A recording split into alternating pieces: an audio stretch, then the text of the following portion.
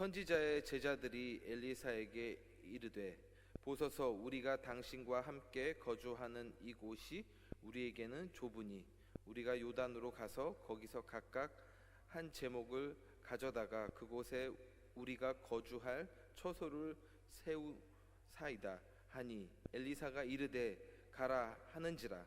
그 하나가 이르되 청하건대 당신도 종들과 함께 하소서 하니 엘리사가 이르되 내가 가리라 하고 드디어 그들과 함께 가니라. 무리가 요단에 이르러 나무를 베더니 한 사람이 나무를 벨 때에 쇠도끼가 물에 떨어진지라. 이에 외쳐 이르되 아 내 주여 이는 빌려온 것이니이다 하니 하나님의 사람이 이르되 어디 빠졌느냐 하매 그곳을 보이는지라. 엘리사가 나뭇가지를 베어 물에 던져 쇠도끼를 떠오르게 하고 이르되 너는 그것을 집으라 하니 그 사람이 손을 내밀어 그것을 집으니라. 우리 외할머니 얘기를 한번 하겠습니다. 우리 외할머니가 저한테 말씀해 주셨는데 옛날에 6.25가 났을 때 이 공산당들이 마을로 쳐들어왔대요. 쳐들어오니까 이제 마을 사람들이 다 짐을 싸가지고 다 이제 밑으로 더 도망치려고 했다는 거예요. 도망을 가는데 얼마나 급해요. 지금 죽을지 살지 모르는 상황인데 그런 상황에서 두 부류의 사람이 있었다고 합니다. 한 부류의 사람은 급하니까 빨리 그냥 가재도구 챙겨가지고 그냥 도망치는 사람이 있었고, 또 한 부류의 사람은 어떤 사람들이 있었냐면 자기가 가지고 있는 종자 씨앗 있잖아요. 그거를 자기가 있는 밭에다가 심을 시간이 없으니까 막 그냥 뿌리고 도망가는 사람이 있더라는 거죠. 그런데 그 차이가 언제 드러났냐면 이제 공산주의자들이 다시 위로 쫓겨져 나가고 마을 사람들이 다시 마을로 돌아왔는데 그때 차이가 확연하게 드러나더라는 거예요. 이제 씨를 안 뿌려놓은 사람은 급하다고 그냥 정신없어가지고 가재도구 챙겨서 도망간 사람들은 먹을 게 없어가지고 한참을 고생을 하고, 아무리 바빠도 이 씨를 심는 중요한 일을 하고 도망갔던 사람은 갔다 오고 나니까 죽은 것도 많지만 살아남은 것들이 있어서 먹을 것들이 있더라는 거죠. 제가 할머니의 얘기를 들으면서 생각했던 게 아무리 급한 일이 있어도 중요한 일들은 꼭 해야 되겠구나. 아무리 급하다고 중요한 일들을 빼먹으면 안 되겠구나. 우리가 살아가면서 아무리 힘들다고 해도 씨를 심는 것을 게을리해서는 안 되는 것입니다. 지금 여러분들이 아무리 상황이 어렵다고 해도 오늘 말씀 듣는 것을 게을리해서는 안 됩니다. 하나님께 헌신하는 걸, 시간 드리는 것을, 몸 드리는 것을 게을리해서는 안 된다라는 것입니다. 이 씨를 심는 것 중에서도 제일 중요한 것은 뭐냐? 바로 하나님의 말씀이 씨라는 것을 기억해야 됩니다.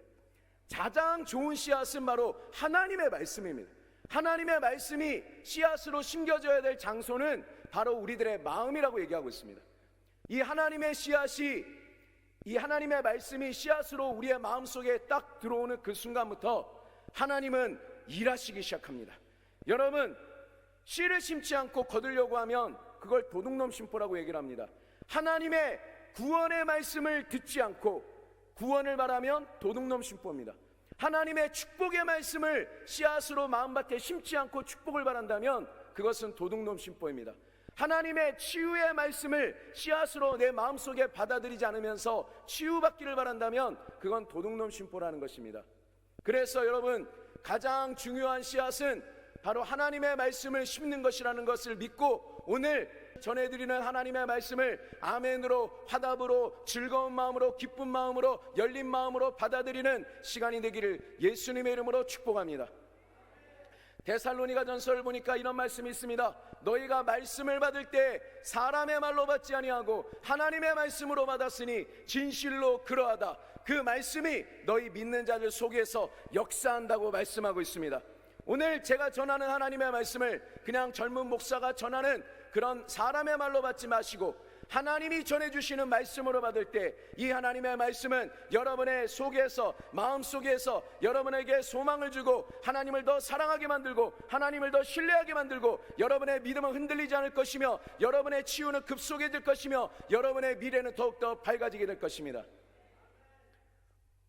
오늘 이 본문의 말씀은 잘 생각해 보시면 여러분도 잘 아는 우리나라 전래동화에도 비슷한 이야기가 있습니다. 가난한 어떤 사람이 쇠도끼를 가지고 나무를 하다가 이게 헛방이 됐는지 물속에 빠져버렸어요. 그러니까 산신령이 나와가지고 금도끼를 보여주면서 이게 네 도끼냐? 아닙니다. 은도끼냐? 이거 네 거냐? 아닙니다. 그러면 이 쇠도끼가 네 거냐? 예, 그게 제 겁니다. 아, 너 참 정직하구나 하면서 금도끼, 은도끼, 쇠도끼를 다 줬다라는 얘기 들어보셨죠? 오늘 비슷한 내용의 본문의 말씀인데, 이 본문의 말씀을 설명해 드리자면 엘리사라고 하는 하나님의 사람이 있었습니다. 그런데 그 제자들이 함께 살았나 봅니다. 그 살 집이 부족해서 더 큰 초소를 만들고자 하여서 지금 제자들이 엘리사에게 찾아왔습니다. 그러면서 선생님, 요단에 가서 우리가 나무를 하겠습니다. 그래서 우리가 더 큰 집을 짓겠습니다. 그렇게 허락을 해서 이제 같이 요단으로 갔습니다. 거기서 한 사람이 쇠도끼를 가지고 도끼질을 하고 있습니다. 그런데 이 도끼가 갑자기 물속에 빠져버렸고, 도끼가 빠져버리니까 이 사람의 모든 일은 이제는 스톱이 되어버린 겁니다. 설상가상으로 이 도끼는 빌려온 것이었습니다. 도끼가 없으니까 나무를 하고 싶어도 할 수가 없습니다. 완전히 멈춰버렸습니다. 이 사람은 절망 중에 빠지게 된 것입니다. 지금 이 도끼를 잃어버린 사람은 바로 우리들과 처지가 비슷하지 않나 싶습니다. 우리도 엘리사의 제자들이 처소를 짓기 위해서 나무를 하는 것처럼 예수님은 우리들에게도 명령을 주셨습니다. 땅끝까지 복음을 전해서 하나님의 나라를 확장하라는 것입니다. 하나님의 나라는 무엇입니까? 믿지 않는 자들이 예수 그리스도의 복음을 듣고 그 복음을 믿음으로 받아들이고 하나님의 생명을 받아서 하나님의 영이, 하나님의 성령이 우리 안에 오셔서 우리를 다스리면 그게 바로 하나님의 나라입니다. 믿는 자들이 점점 늘어날수록 하나님의 나라가, 하나님의 처소가 점점 확장되는 것입니다. 그래서 에베소서 2장에는 이런 말씀이 있습니다. 너희가 예수님 안에서 건물마다 서로 연결되고 주 예수 안에서 성전이 되어가고 너희도 성령 안에서 하나님이 거하실 처소가 되기 위하여 예수 그리스도 안에서 함께 지어져 간다고 말씀하고 있는 것입니다. 우리가 하나님의 성령을 보시며 하나님의 나라가 연합해서 점점 커져가고 있습니다. 우리도 이 일을 하기 위해서 지금 세상에 믿지 않는 사람들에게 가서 우리는 지금도 도끼질을 하고 있는 것입니다. 한 제목이라도 믿지 않는 사람을 예수 믿게 만들면 하나님의 나라가, 하나님의 성전이 더 확장되고 더 늘어나게 되는 것이죠. 하나님은 우리에게 이 일을 시키기 위해서 우리에게 각자 도끼를 들려주십니다. 여러분 각자에게 일하실 수 있도록 많은 도끼들을 들려주셨어요. 여러분에게 많은 시간의 도끼를 주셨습니다. 은사의 도끼를 들려주신 분들도 있을 겁니다. 재물을 주신 분도 있고, 재물로는 능을 주신 분들도 있고, 여러 가지 각종 재능으로 하나님의 일을 할 수 있도록 여러분에게 도끼를 나눠주셨습니다. 그래서 우리가 열심히 하나님의 나라를 확장을 위해서 지금까지 열심히 일해왔는데, 지금 정신을 차려보니까 하나님이 우리에게 주신 이 도끼가 없어져 버린 거예요. 하나님이 여러분들에게 주신 은사가 어느 순간에 다 사라져 버렸습니다. 하나님이 여러분들에게 일하라고 준 물질이 완전히 말라버렸습니다. 통장이 말라버렸어요. 하나님이 여러분에게 주신 재능들이 다 없어져 버렸습니다. 하나님이 여러분들에게 주신 그 좋은 것들이 완전히 다 사라져 버리고 만 것입니다. 그래서 여러분들이 이곳에 와 계신 거 아닙니까? 하나님이 주신 물질이 다 망가져 버리고, 하나님이 주신 사업이 다 망가져 버리고, 하나님이 일하라고 주신 은사가 다 사라져 버리고, 하나님이 주신 인간관계가 다 깨어져 버리고, 하나님이 주신 건강도 다 사라져 버리고, 하나님이 주신 도끼를 잃어버려서 어찌할 바를 모르고 헤매고 있는 분들이 바로 저와 여러분들인 것입니다. 그나마 소망이 있는 것은 여러분들은 그 도끼를 찾기 위해서 자리라도 잘 찾았다라는 것이죠.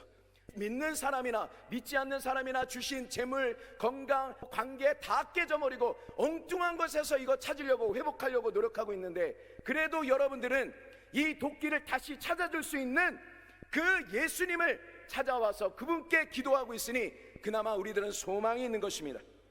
제가 간단한 질문하겠습니다. 답은 정해져 있어요. 여러분 대답만 하시면 됩니다. 우리들을 구원할 수 있는 유일한 분의 이름이 누구십니까? 예수님. 우리들의 잃어버린 도끼를 다시 찾아줄 수 있는 유일한 분이 누구십니까? 우리의 잃어버린 시간을 회복시켜 주셔서 내가 지금 늦게 가는 것 같지만 늦는 자가 더 먼저 가게 하시는, 우리를 회복시켜 주시는 그분의 이름이 누구십니까? 우리들의 잃어버린 사업과 우리들의 잃어버린 재물과 직장을 다시 찾게 해주실 유일한 분이 누구십니까? 우리들의 잃어버린 건강을 다시 찾게 해주실 분이 누구십니까? 잃어버린 사명, 은사, 재능을 다시 찾아주실 분이 누구십니까? 우리들의 잃어버린 남편과의 관계, 아내와의 관계, 잃어버린 자녀와의 관계, 식구들과의 관계를 회복시켜 주실 유일한 분이 누구십니까? 오늘 이 자리에 앉아서 하나님의 말씀을 듣고 기도하는 여러분들에게 하나님께서는 반드시 여러분들의 잃어버린 도끼를 여러분들에게 다시 들려주실 것입니다. 도끼를 잃어버린 이 사람이 엘리사를 찾아서 부르짖습니다. 어떻게든 해결해달라고 빌려온 것이니까 어떻게 하면 좋겠냐고 엉엉 울고 있습니다. 그러자 엘리사가 해결책을 내는데 그 해결책이 뭐냐면 나뭇가지를 베서 그 물에다가 집어 던졌다고 얘기하고 있습니다.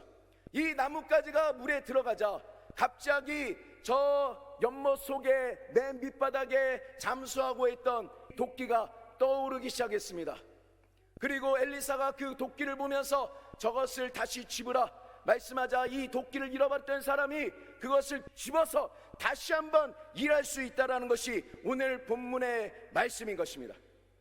여러분, 잃어버린 도끼를 찾는 방법이 무엇이었습니까? 나무를 집어넣는 것이었습니다. 그런데 저는 이 이야기를 출애굽기에서도 본 적이 있습니다. 이스라엘 백성들이 애굽을 탈출하고 난 다음에 저 가나안 땅을 향해 가는데 마실 것이 없어서 3일 동안 물을 못 먹었습니다. 그런데 마라라는 곳에 도착하니까 물이 있어서 사람들이 막 뛰어들었습니다. 그런데 다 물을 먹다가 다 토해내고 맙니다. 왜냐하면 물이 써서 먹을 수가 없었기 때문에 그렇습니다. 그때 사람들은 불평했지만 원망했지만 기도하는 사람이 한 사람이 있었습니다. 그 사람의 이름이 바로 모세입니다. 모세가 기도하자 하나님께서 해결책을 주시는데 하나님이 모세에게 한 나뭇가지를 가르치시자 모세가 이 나뭇가지를 끊어서 그 물속에 던지자 쓴물이 달아졌다라고 말씀하고 있습니다. 나뭇가지를 넣자 쓴물이 단물로 변화되어서 그들이 그렇게 괴로워했던 물 문제가 한 번에 해결해버리고 그들은 또 전진할 수가 있게 되었습니다. 민수기에서도 이런 일이 있었습니다. 불뱀이 와서 이스라엘 백성들을 물어 죽일 때 하나님이 그 불뱀의 독을 빼는 방법이 뭐냐? 높은 나무 장대를 매달아서 거기에 녹뱀을 매달아 그 녹뱀을 보는 자들마다 살 것이다. 말도 안 되는 소리죠. 저 장대 위에 높이 달린 녹뱀을 본다고 뱀독에 빠질 리가 있습니까? 그렇지만 그 하나님의 말씀을 믿고 그 녹뱀을 바라봤던 사람들에게서 갑자기 뱀독이 해독이 되면서 죽어가던 사람이 일어나기 시작했습니다. 회복되기 시작했습니다. 치료되기 시작했습니다. 예수님은 이 사건을 말씀하시면서 지금 모세가 광야에서 뱀을 든 것처럼 인자도 높이 들려야 된다고 말씀하고 계시는 것입니다. 예수님이 나무에 달려서 죽으심으로 말미암아 그를 믿는 자마다 영생을 받고 치료를 받고 회복이 된다라고 말씀하고 계시는 것입니다. 여러분, 우리가 문제가 생겼을 때 그 문제를 해결하는 방법은 무엇이 있을까요? 우리 예수 믿는 사람들이 그 문제를 해결하는 방법이 무엇이 있을까요? 바로 이 나무를 문제 속에 넣는 것입니다. 모세가 쓴물 속에 집어넣었던 나무는 무엇일까요? 모세가 높이 매달았던 장대 나무는 무엇일까요? 오늘 엘리사가 이 도끼를 잃어버린 곳에 나무를 집어넣었는데 이 나무는 무엇일까요? 성경은 무엇을 얘기하고 싶은 걸까요? 성경은 이 나무가 바로 예수 그리스도의 나무 십자가라는 것입니다. 이 십자가를 바라볼 때, 이 십자가를 의지할 때, 십자가의 능력을 믿을 때 우리들의 잃어버린 도끼가 다시 떠오르게 되는 것입니다. 여러분의 은사가 다시 살아나게 되는 것입니다. 여러분의 재물 얻는 능이 다시 살아나게 되는 것입니다. 여러분의 건강이 회복되는 것입니다. 여러분의 망가져버린 관계들이 다시 회복되기 시작하는 것입니다. 제가 오늘 이 자리에 선 것은 바로 이 십자가의 복음을 전하기 위해서입니다. 성경이 말씀하기를 복음은 모든 믿는 자들에게 구원을 주시는 하나님의 능력이 된다고 말씀하고 있습니다. 복음은 누군가가 이 복음을 믿으면 죄에서 구원하는 하나님의 능력으로 변화됩니다. 복음은 누군가가 믿으면 이 사람을 질병에서 구원하는 하나님의 능력으로 변화가 됩니다. 복음은 누군가가 믿으면 이 사람을 가난에서 건져내는 하나님의 능력으로 변화되는 것입니다. 그래서 복음을 전하는 곳마다 하나님의 역사가 일어납니다. 하나님은 전능하신 분이시죠. 그런데 하나님은 혼자 일하시지 않습니다. 우리는 하나님 없이 혼자 일하고 싶어해요. 우리가 하나님 돼서 혼자 일하고 싶어하고 혼자 판단하고 혼자 해결하기를 원하는데 되는 것이 아무것도 없습니다. 하나님은 혼자 하실 수 있습니다. 그런데 중요한 점은 뭐냐? 하나님은 이상하게도 우리를 통해서 뭔가를 하기를 원하신다는 것이죠. 우리는 미약하고 죄인이고 연약하지만 하나님은 인간의 연약한 믿음의 행동을 통해서 하나님은 위대한 일을 하신다라고 성경은 말씀하고 있는 것입니다. 자, 한번 고백해 보겠습니다. 하나님은 나를 통해서 일하신다. 하나님은 모세가 지팡이를 딱 들자, 지팡이를 드는 건 아무나 할 수 있는 일입니다. 그런데 모세가 지팡이를 들자 하나님은 바다를 갈라버리시고 그 바다에 길을 내셨습니다. 모세가 바위를 쳤습니다. 지팡이로 바위를 치는 건 누구나 할 수 있는 일입니다. 그런데 하나님은 이런 행동을 통해서 이 바위가 갈라져서 물이 나오는 기적을 행하시는 하나님이십니다. 이스라엘 백성들이 하나님의 명령을 따라서 여리고성을 돕니다. 그 견고한 여리고성을 도는 것이 얼마나 사람들 보기에 미련하게 보이는지, 그래도 하나님 명령 따라서 그 여리고성을 돌자 하나님은 인간의 여리성은 행동을 통해서 여리고성을 무너뜨리는 기적을 행하시는 것입니다. 오늘 도끼를 잃어버렸을 때 나뭇가지를 넣는 것이 얼마나 어리석어 보입니까? 얼마나 멍청해 보입니까? 그렇지만 이 나뭇가지를 넣자 하나님께서 그 쇳덩어리가 물 위로 떠오르게 하는 기적을 베푸시는 것입니다. 나아만 장군이 명령대로 요단강에 들어가자 하나님은 그 어리석은 행동을 통해서 문둥병을 치료하시는 기적을 베푸십니다. 사르밧 과부가 명령대로 순종하자 하나님은 그 사르밧 과부의 밀가루와 기름이 떨어지지 않게 하십니다. 베드로가 명령대로 물 위로 오라 이 명령을 듣고 그 물속으로 뛰어들자 하나님은 물이 그 베드로를 받치게 만드셨습니다. 물고기 2마리와 떡 5개 아무것도 아니지만 주님 앞에 내려다 놓으니 주님께서 이것을 가지고 5,000명을 먹이시고 그리고 12광주리가 남게 일을 행하셨습니다. 성경에서 말씀하고 싶어하는 건 무슨 얘기입니까? 우리 인간들의 연약한 행동을 통해서도 하나님은 그것을 가지고 위대한 일을 하신다라는 것입니다.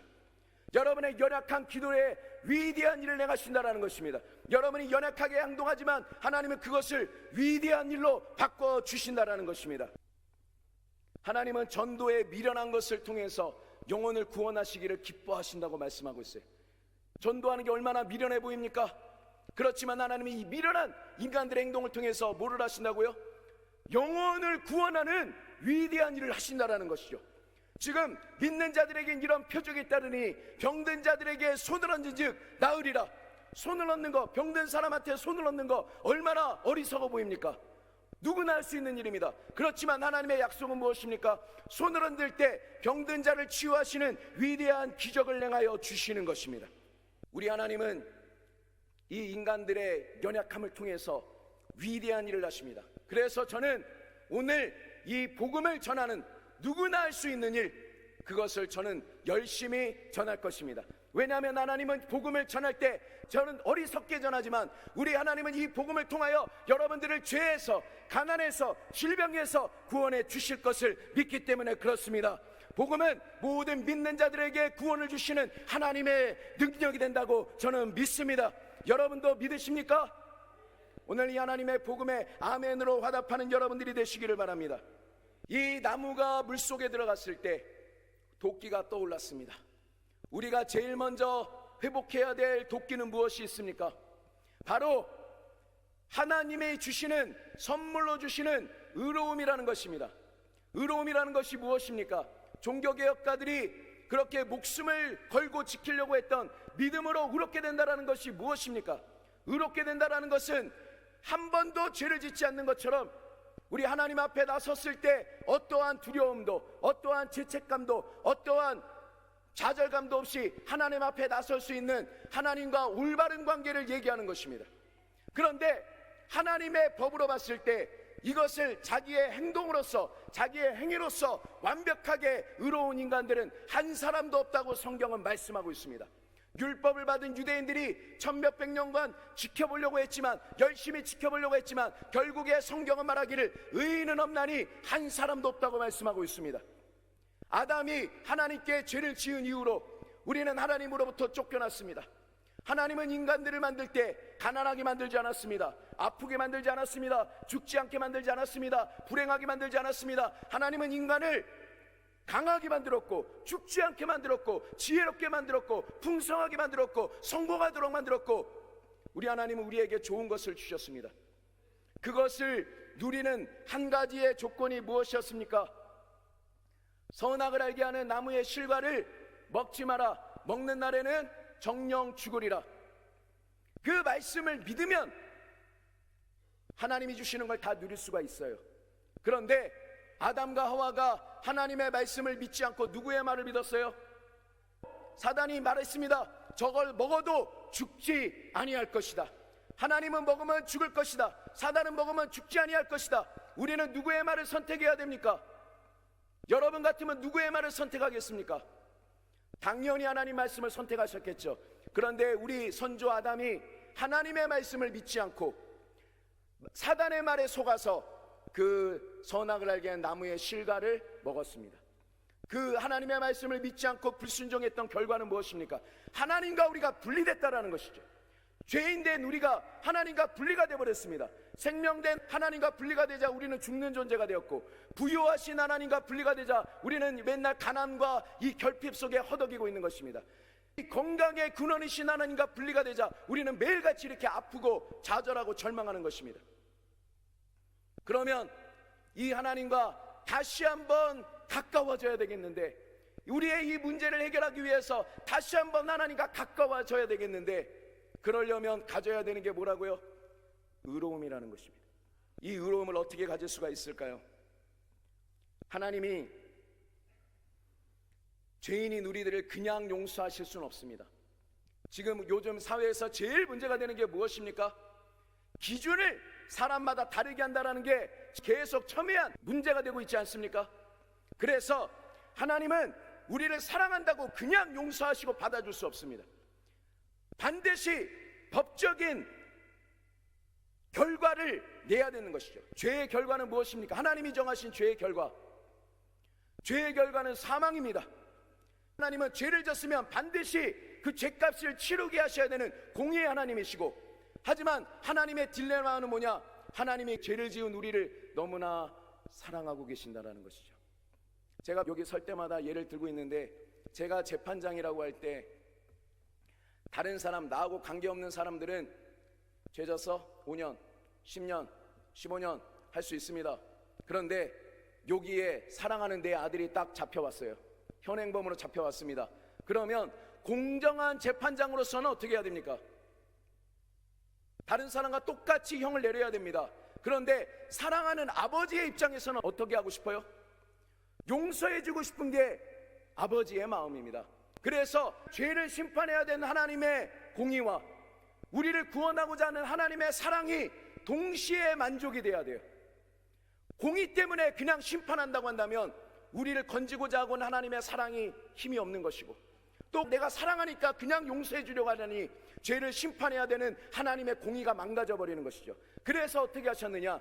하나님께서 죄 없는 하나님의 아들을 이 세상에 보내셔서 죄 있는 우리들의 죄악을 대신 짊어지고, 하나님은 우리를 향해 와야 되는 그 죄에 대한 공의로운 진노를 그 예수 그리스도 사랑하는 아들에게 퍼부으셨다는 것입니다.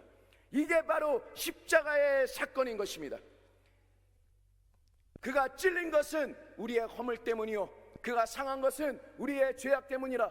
그가 징계를 받음으로 우리는 평화를 누리고, 그가 채찍에 맞음으로 우리는 나음을 입었도다. 우리는 다 양 같아서 제 갈 길로 갔지만 하나님께서는 우리 무리의 죄악을 그에게 담당시키셨도다. 우리의 죄를 예수님이 담당하시고 하나님의 공의로운 심판을 십자가에서 받으시는 것입니다. 그의 하나님의 아들의 고기로운 피가 우리의 죄값으로 흘려지고 있는 것입니다. 예수님께서 나의 하나님, 나의 하나님, 어찌하여 나를 버리셨나이까? 원래 하나님은 그 아들 예수님을 버린 적이 없죠. 하지만 한 장소에서는 버리셨습니다. 십자가에서는 버리셨습니다. 왜 버리셨습니까? 바로 우리의 죄를 대신 짊어졌기 때문에 그렇습니다. 내가 버림받아야 되는데, 내가 하나님께 심판받아야 되는데 예수님이 나 대신 버림받았다라는 것이죠. 어찌하여 나를 버리셨나이까? 하나님은 그 아들 예수님을 버려버리시고 죄를 지어 버림을 받아야 마땅한 우리들에게는 지금 손을 내밀어 주시는 것입니다. 죄를 짓고 불의하고 하나님께 버림받아야 마땅하지만 그 예수 그리스도 때문에 하나님이 여러분들에게 여전히 손을 내밀어 주시고 여러분들을 지금 기다리고 계시는 것입니다. 여러분이 회개하고 돌아오기를 기다리고 계신다라는 것입니다. 그 하나님의 공의로운 심판을 다 받으시고 예수님이 내가 다 이루었다, 내가 다 갚아버렸다, 이제 하나님과 너희들 사이에 길이 열렸다, 나는 길이요 진리요 생명이다, 나로 말미암지 않고는 아버지께로 갈 자가 없다, 유일한 길이다. 세상의 모든 종교들이 다 하나님이 있다고 합니다. 그러면서 다 자기들 방식으로 하나님께 갈 수 있다라고 얘기합니다. 그런데 기독교만은 다릅니다. 기독교는 우리 전능자 하나님께 가려면 다른 길은 아무것도 없고 오직 예수 그리스도의 십자가의 보혈을 믿고 그분의 용서를 받고 그 십자가를 믿는 것 외에는 방법이 없다라고 말씀하고 있는 것입니다. 오늘 예수님이 우리의 죄를 대신 짊어지시고 내가 다 이루었다, 나로 말미암지 않고는 아버지께로 갈 수 없지만 나를 통해서는 아버지께로 갈 수 있다. 고린도후서 5장 19절에 이런 말씀이 있습니다. 하나님께서 그리스도 안에 계시사 세상을 자기와 화목하게 하시고 우리의 죄를 그들에게 돌리지 아니하시고 화목하게 하는 말씀을 부탁하셨다. 하나님이 예수님을 통해서 하나님과 우리를 화목하게 하셨다라는 거예요. 고린도후서 5장 19절을 한번 보시기 바랍니다. 하나님이 예수님을 통해서 하나님이 우리와 화목되셨다. 우리가 부부싸움을 하다가도 화목되지 않았을 때는 서로 못할 말 안 할 말 다 하고 막 쏟아내잖아요. 그렇지만 또 부부싸움은 칼로 물베기라고 화목이 되면 어떻게 해요? 언제 그랬냐는 듯이 그냥 또 끌어안고 그렇게 합니다. 지금 하나님은 원래 죄 때문에 우리와 본질상 원수였지만 예수 그리스도의 십자가를 통해서 하나님과 우리 사이가 지금 화목됐다라고 성경은 말씀하고 있습니다. 지금 하나님이 여러분을 보실 때 환한 눈으로 보고 계신 것이 아니라 여러분들을 불쌍한 눈으로, 사랑이 가득한 눈으로, 화목의 눈으로 여러분들을 바라보고 계신다라는 것입니다. 그 하나님을 피해서 도망가지 마시기 바랍니다. 아담처럼 숨지 마시기 바랍니다. 오직 예수님의 보혈을 의지해서 우리 하나님 앞에 나아가시기 바랍니다. 내가 다 이뤘다 말하는 순간 지성소로 들어가는 휘장의 문이 위에서부터 아래로 쫙 찢어졌습니다. 그런데 히브리서를 보니 지성소는 아무나 들어갈 수가 없습니다. 죄가 있으면 들어갈 수 없는데 이제는 예수의 피를 의지해서 성소에 들어갈 담력을 가지라고 말씀하고 있습니다. 고린도후서 5장 21절을 볼 때 성경은 이야기합니다. 하나님이 죄를 알지도 못하신 예수를 우리를 대신하여 죄로 삼으신 것은 우리로 그 예수님 안에서 하나님의 의가 되게 하려 하십니다. 죄를 알지도 못하신 예수님을 죄로 삼으신 것은 죄를 지은 우리를 예수님 안에서 하나님의 의가 되게 하려 하십니다. 십자가는 교환의 장소가 된 것입니다. 죄를 지은 우리들의 죄가 예수님께로 가고 예수님의 깨끗하신 의로움이 우리에게로 전가된 것입니다. 성경이 뭐라고 말씀하느냐? 그 안에서, 예수님 안에서 우리가 하나님의 의가 되었다. 믿음으로 한번 고백하겠습니다. 예수님 안에서 나는 하나님의 의가 되었다. 의롭다 하시니가 하나님이시니 누가 정죄하겠느냐? 우리 하나님께서 여러분을 보실 때 여러분들을 여전히 깨끗하게 보시고 지금 여러분들을 사랑스러운 눈으로 보고 계시고 절대로 여러분의 과거가 여러분의 미래를 망치게 하지 마십시오. 죄인이지만 우리는 부족하지만 이 예수님의 십자가를 통해서 나를 의롭다고 하시는 하나님의 사랑을 믿고 다시 시작하는 여러분들이 되시기를 바랍니다. 오늘 예수님의 십자가를 통해서 의의 도끼가 지금 우리 앞에 있습니다. 예수님은 그것을 지으라고 말씀합니다. 여러분의 믿음으로 예수님의 보혈로 내가 의롭게 됐다라는 이 도끼를, 의의 도끼를 다시 짚는 여러분들 되시기를 바랍니다. 이 하나님과 연결될 때 치료가 일어납니다. 기적이 일어납니다. 불가능한 일이 가능으로 변화됩니다. 여러분의 찢어진 관계가 다시 회복됩니다. 두 번째, 이 십자가를 바라볼 때 치료의 도끼가 떠오르기 시작합니다. 예수님의 사역의 3분의 2는 바로 병 고치는 일이었습니다. 예수님은 말씀하기를 내가 하는 것은 스스로 하는 것이 아니다. 오직 하나님이 시키는 대로 하는 것이다. 우리 하나님 아버지께서 예수님을 통해서 자신의 뜻을 보여주셨는데 어떤 자들인지 예수 앞에 나가면 병이 치료됐다라는 것입니다. 예수님은 한 사람에게도 병을 주신 적이 없습니다. 병을 치료하시는 분이셨습니다. 그분은 치료하시는 하나님의 아들이셨습니다. 예수님만 병을 고친 것이 아니라 그의 제자들에게도 끊임없이 하신 말씀이 있는데 12 제자에게도 복음을 전하면서 병든 자를 치료하고 귀신을 쫓아내고 나중에 70인의 제자에게도 복음을 전하고 병든 자를 치유하라고 말씀하고 있으며 마가복음 16장에도 믿는 자들에겐 이런 표적이 따르리니 너희가 병든 자들에게 손을 얹으면 낫게 될 거라고 얘기합니다. 야고보서는 믿음의 기도는 병든 자를 구원할 거라고 말씀하고 있습니다. 그리고 은사 중에도 신유의 은사가 있습니다. 이것을 보니 우리 하나님은 치유하시는 하나님이시며 여러분을 치유하기를 원하십니다. 여러분의 죄를 용서하는 것만큼이나 여러분들을 치유하기를 원하신다라는 것입니다. 마태복음 8장 14절 17절에 보니 이런 말씀이 있습니다. 베드로의 장모의 병을 고쳤을 때 그게 소문이 나서 마을 사람들이 다 병든 사람, 귀신 들린 사람을 데려왔습니다. 그때 예수님께서 이들을 다 고치시면서 왜 다 고치셨느냐? 이사야 선지자로 하신 말씀에 그 예수님이 우리의 병과 연약함을 친히 담당하셨다고 말씀하고 있습니다. 여러분의 병은 무엇입니까? 지금 여러분이 가지고 있는 연약함은 무엇입니까? 지금 예수님이 여러분의 병과 연약함을 짊어진 것을, 하나님의 말씀을 그대로 믿는 여러분들이 되시기를 바랍니다. 사단은 아담한테 말했던 것처럼 하나님 말씀 거짓말이야, 하나님 말씀은 거짓말이야. 하지만 예수님은 말씀합니다. 사단은 거짓말장이요 거짓삽이라고 말씀하고 있습니다. 하나님 말씀을 믿는 여러분들이 되시기를 바랍니다. 예수님이 나의 병을 짊어지셨다. 왜 짊어지셨느냐? 내가 아프기를 원치 않기 때문에 대신 짊어진 걸 믿는 여러분들이 되시기를 바랍니다. 예수님이 채찍에 맞으실 때 그 등이 다 터져가면서 피를 흘리신 이유는 베드로가 그 예수님의 채찍 장면을 보면서 말했습니다. 그가 채찍에 맞음으로 우리가 나음을 입었도다. 예수님이 2000년 전에 병을 고쳤던 사람은 지금은 다 죽어 없습니다. 베드로의 장모도 또 죽었습니다. 예수님이 고쳐준 마을의 병자들도 다 다시 죽었습니다. 그러나 오직 한 분, 하나님의 아들 예수는 죽었다가 다시 부활하셔서 세세토록 살아계셔서 지금 이 순간에도 예수의 이름으로 모인 이곳에 똑같은 치료의 역사를 베풀어 주시는 것입니다. 2000년 전에 병든 자를 치료하셨던 주님이 지금 이 자리에 함께하고 계십니다. 오늘 복음의 말씀을 믿고 아멘으로 화답하고 믿는 여러분들에게 오늘 치료의 역사들이 급속하게 일어나게 될 것입니다.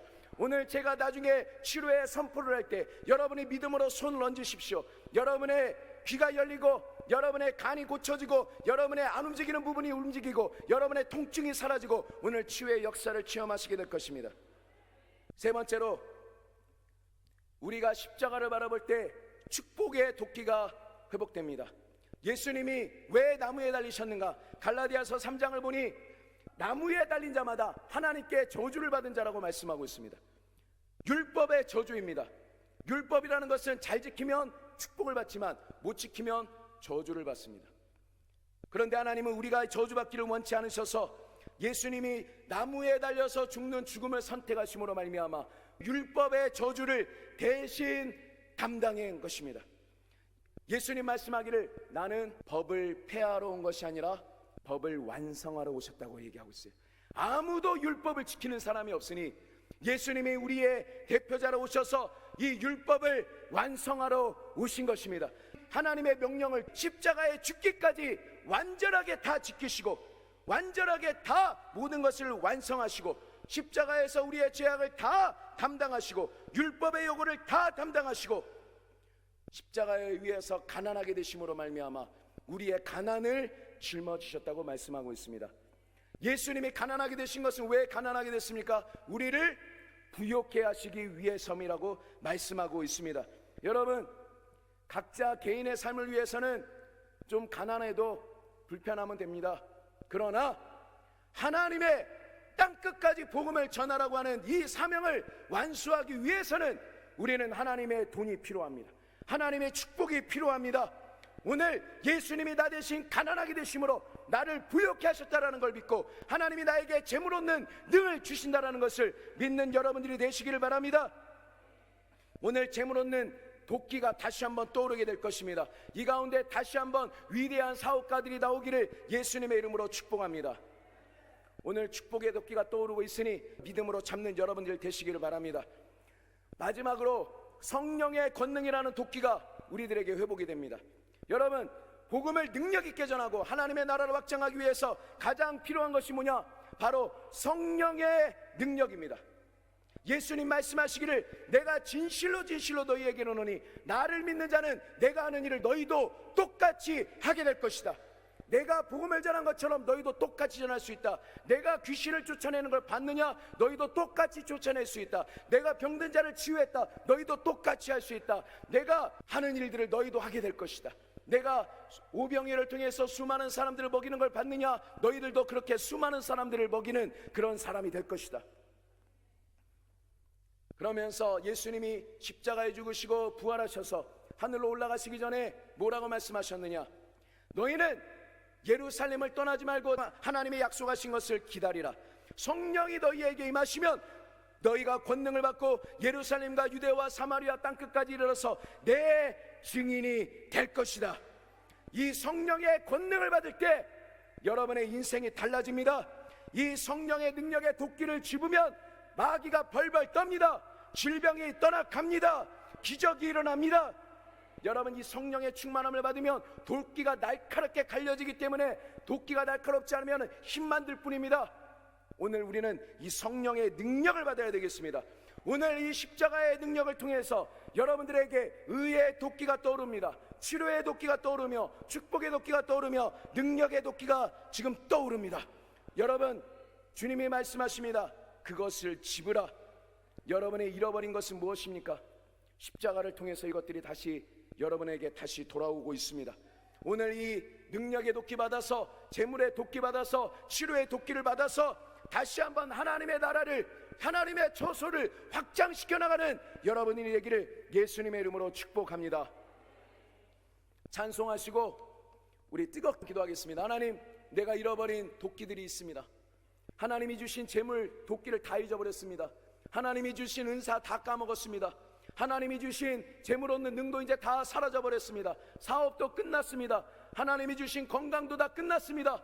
하나님, 다시 한번 나에게 이 도끼를 들려 주옵소서. 다시 한번 하나님의 나라를 위해서 일하겠습니다.